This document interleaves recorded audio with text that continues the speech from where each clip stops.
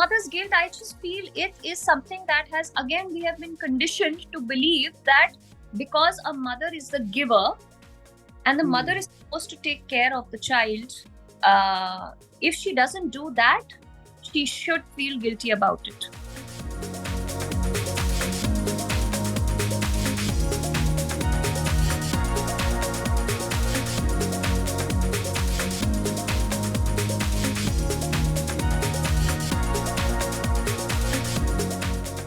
Hi Barkha, welcome to NDTV Who's That 360. Thank you. My first question is, we have seen you in different projects.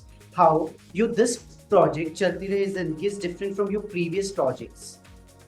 How is it different? Well, I would have to say this is one of the most realistic characters that I have played. This is one film where I thought I did not act at all. I think I was just being me.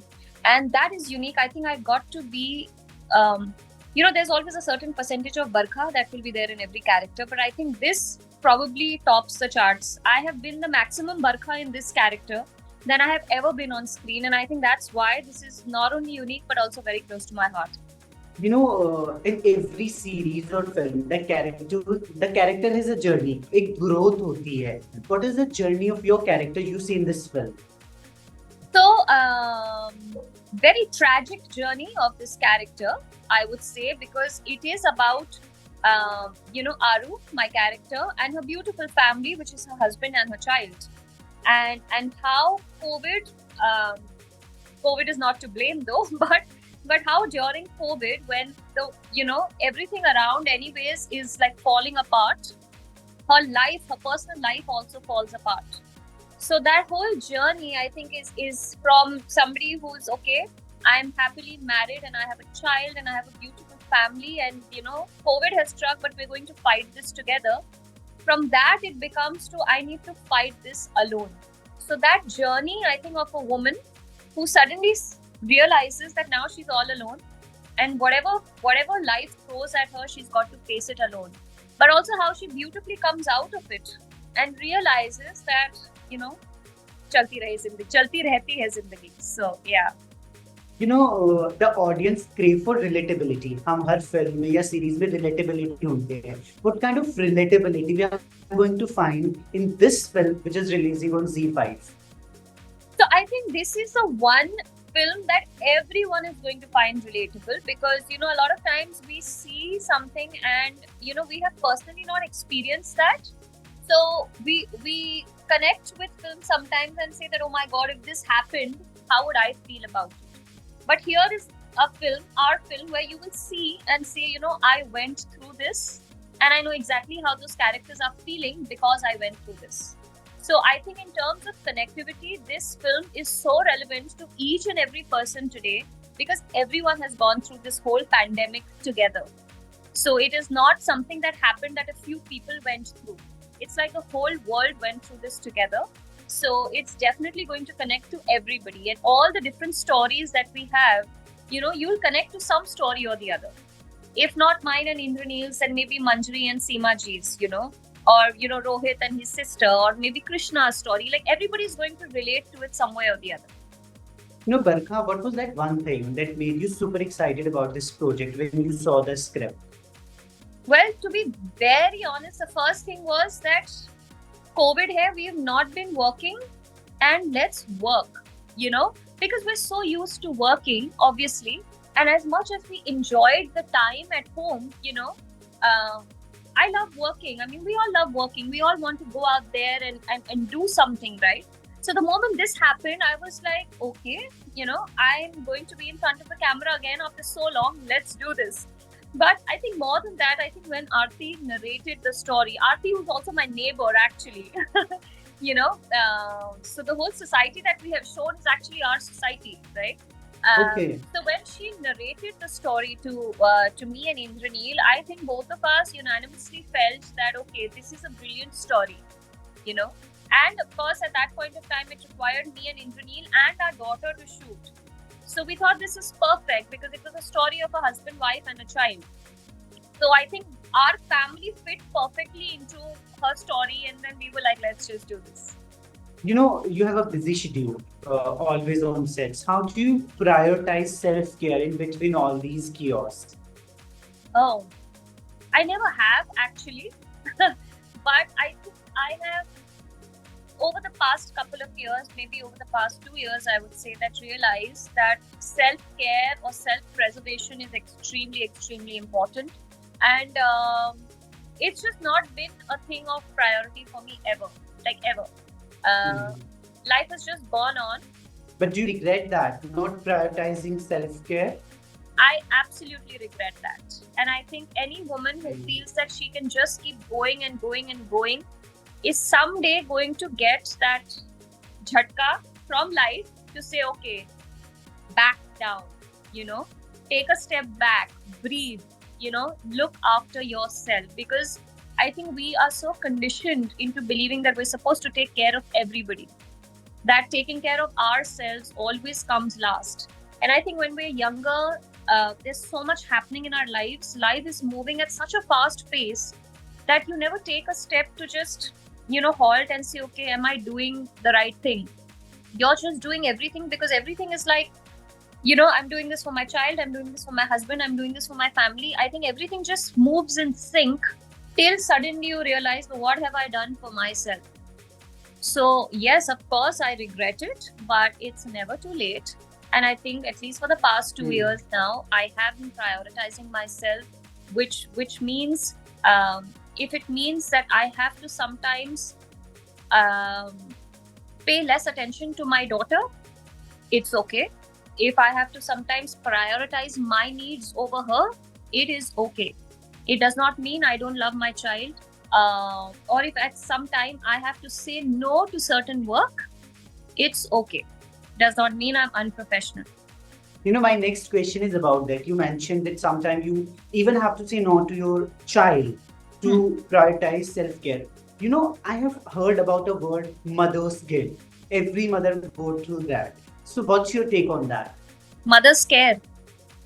Mother's guilt when you go on work Mother's leaving guilt. your Oh my child god. I behind. think mother's guilt is a very conveniently. I don't know. I'm sure some man has found this word, created this word.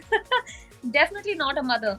But mother's guilt, I just feel it is something that has, again, we have been conditioned to believe that because a mother is the giver and the mother is supposed to take care of the child, if she doesn't do that, she should feel guilty about it. And I'm completely, guilty as charged because I have gone through that mother's guilt for a very long time. I have overworked myself, underslept, done all of that because I felt, okay, I'll sleep less, but I'll spend time with my child.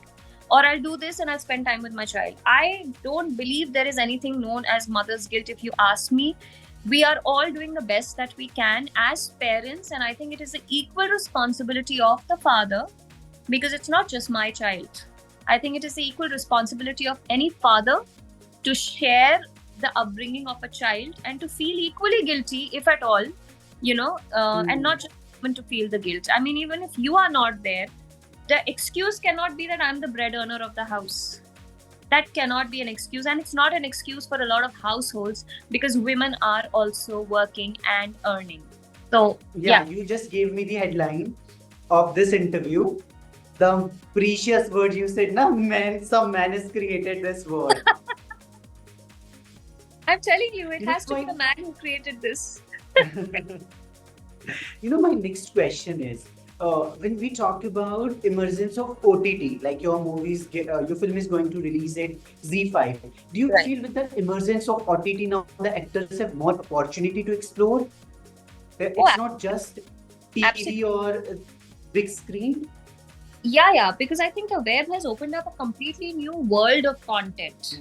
Okay, so, and it is content which is very different from television, and it is content which is also, I think, way more bolder than films. And when I say bold, it's not just in terms of explicit stuff, like bolder stories, like in all aspects. OTT has given you the scope to create whatever you want to create and create as much as you want to create. and it is giving you that visibility, because I mean today, honestly, I think everyone is either on their phone or on their tablets or iPads. I mean, the whole world is shifted from the big screen to this much. We're all watching, we're all doing everything there. So I think for actors and technicians as well, I think it's a great medium to be creative and be able to churn out a product which otherwise you would have to wait for years or whatever, if you had to wait for it to actually have a theatrical release and all of that. I think those things are more limited, but I think it has opened a middle ground for actors also and technicians also to be able to do more work. And I think that's the greatest thing, because there are so many people who are creative and have so much to create, and as actors there is so much that we want to do. So the OTT has definitely created that platform for us. When we talk about OTT, there are n number of factors are coming in. And you are in this industry from long. What does it take to stay relevant and bag good projects? My God, that is the one. I think every actor's biggest fear is to become irrelevant. At least mine is. And not only actor, as a person, I think my biggest fear is to become irrelevant. But I don't think it is very much in your hands, if you ask me honestly. But I think as long as you perform with honesty, you will always be relevant. And I think as long as you are honest, not only to your craft, but to yourself, I think that is something that people will always remember. So they will be able to see what you did on screen, and they will also somewhere connect to you off screen. I have this feeling that any honesty that you show will always keep you relevant. And the moment you try to be somebody you're not, or if you try to fake it, there is that thing of fake it till you make it. And we have enough examples of people who faked it and made it. But you're not going to be relevant after some time in that case. I think the slow and process of just being true to yourself and your craft, I think that is the only way you can stay relevant, really. Barkha, I was seeing an interview of an artist from television. She was talking about pay parity. Have you ever faced it? And what you thought about it? Where you felt that you deserve more pay from your counterpart? Doesn't matter male actor or female actor, but you were getting paid less. Okay. So I have primarily worked on television, right? And if you ask me, television is a woman's medium. Television shows are very women-centric. True. Okay. So I have honestly not faced that.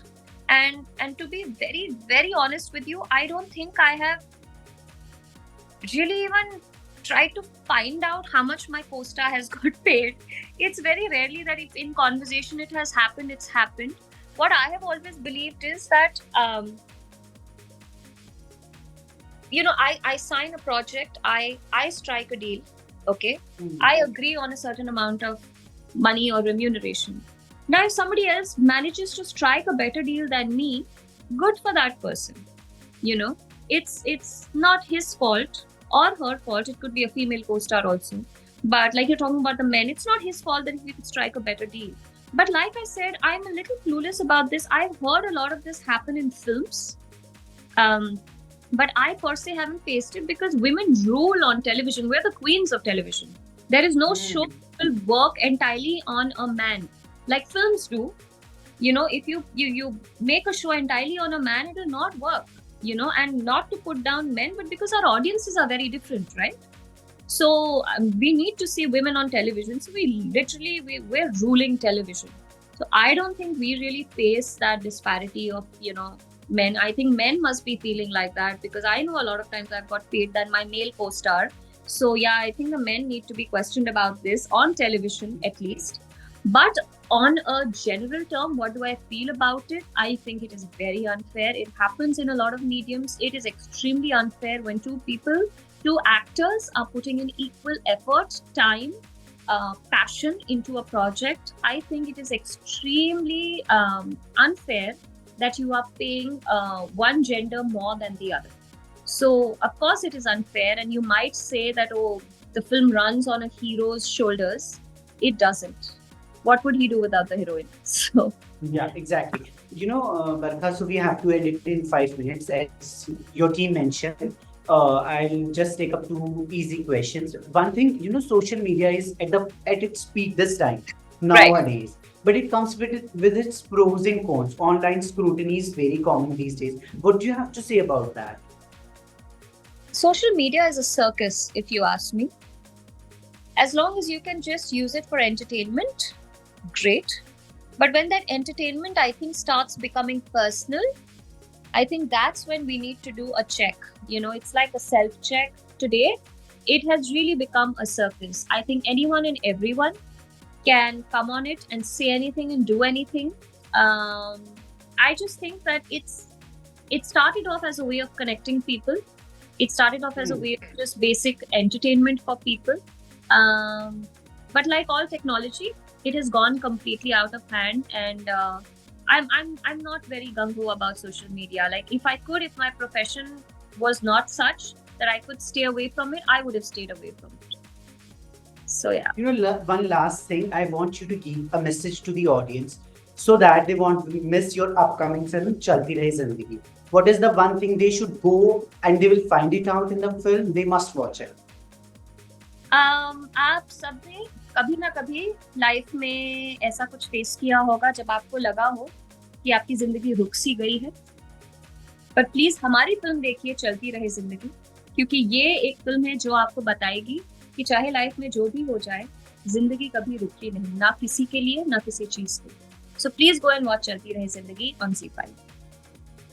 All the best, Barkha, for your film in ZEE5 for Chalti Rahe Zindagi. Thank you so much. That's it from our end. Bye.